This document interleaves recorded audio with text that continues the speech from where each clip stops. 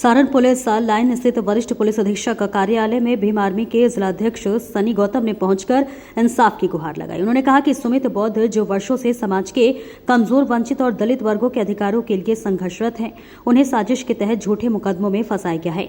उन्होंने चेतावनी दी है कि अगर प्रशासन ने निष्पक्ष जांच नहीं की तो समाज सड़क पर उतरकर आंदोलन करेगा।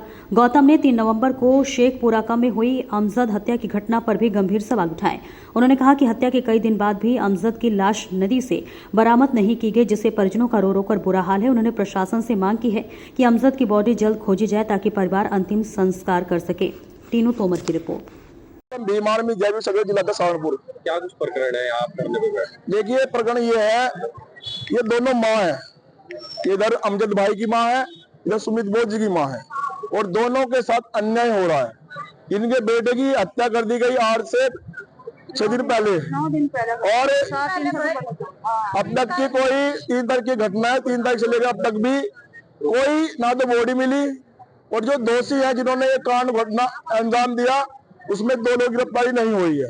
वो राजनीतिक लोग हैं और इनके तरीके से ड्रा भी हमने सुना कि वो धमकियां दे रहे हैं, क्या कर लिया हमने कर लिया। अब परिवार से रात मिले थे, हमने बोला कप्तान साहब से मिलेंगे। और ये सुमित बोध की माता जी है, इनका बेटा एक अधिवक्ता है।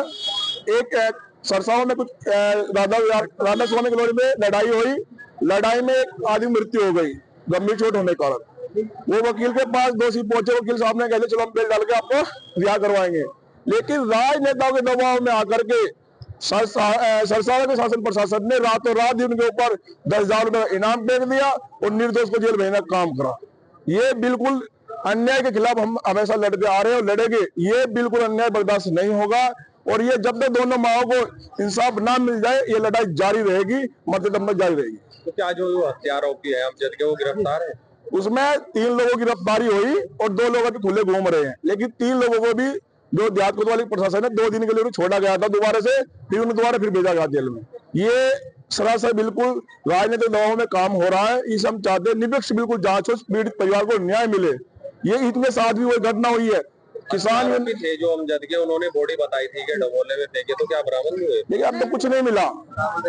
ये केस को गुमराह कर रहे हैं, कभी कहीं बता रहे कभी कहीं बता रहे। अगर नाले में डाल दे कहीं वहां तो बॉडी मिल जाती है। अब तक इतने तो नदी भी नहीं चल रही, तो वहाँ गुमराह कर रहे हैं कि आपने बॉडी दबा दी है, क्या कर दिया क्या नहीं।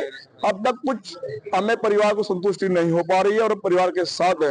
क्या चाहते हैं? हम न्याय चाहते हैं, जो दोषी है वो जेल जाए, जो बॉडी है उस परिवार को मिल करके हम उसको दफनाएं, और ये सुमित बोध की माता जी है, इनके बेटे को भी जल्द जल्द रिहा करने का काम करे। लेकिन भीम आर्मी जय हिंद संगठन के माध्यम से मैं कह देना चाहता हूँ, अगर ये इन दोनों माताओं को इंसाफ नहीं मिला तो हम 16 तारीख को बड़ा एक आंदोलन करेंगे। हम यहाँ से जाने वाले नहीं है।